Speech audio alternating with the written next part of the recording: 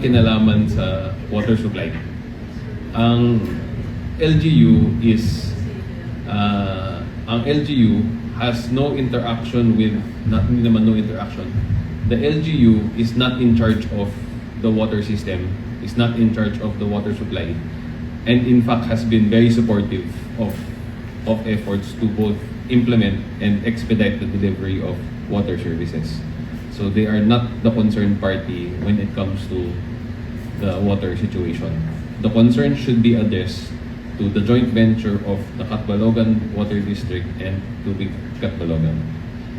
So the Catbalogan Water District is the implementing agency and the regulating agency, and Tubig Catbalogan is the operating partner, of which I am the head. So kailan lang po ba papasok yung mga city officials? Siyempre, hindi naman pwedeng pababayaan lang din, lalo na kung talagang sobrang ganito yung na-experience po. Kailan po sila pwedeng pumasok pag ganitong sitwasyon po? Actually, the city officials do not have a say in the operation of the water system. Mm-hmm. But of course, they call us out when there are concerns and issues that need to be addressed.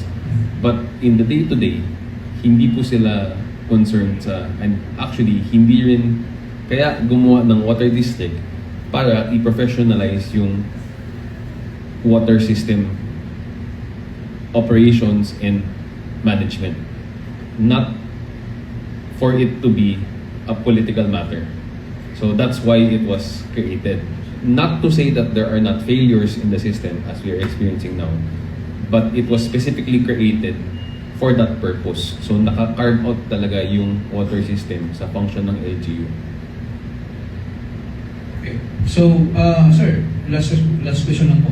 Sa ngayon po, ano ang, well, sabi po ninyo, nakipag-meeting na po yung ating mayor, Mayor Rick Sarway, and nakita din po namin yan sa nakarang linggo na talagang pumunta ng office and live pa si mayor at mga city officials para yun lang matanong direkta mula sa inyong pong management kung ano po talaga yung nangyayari. Yes. So, then today, or kahapon, balita po namin na meron po meeting sa naganap po.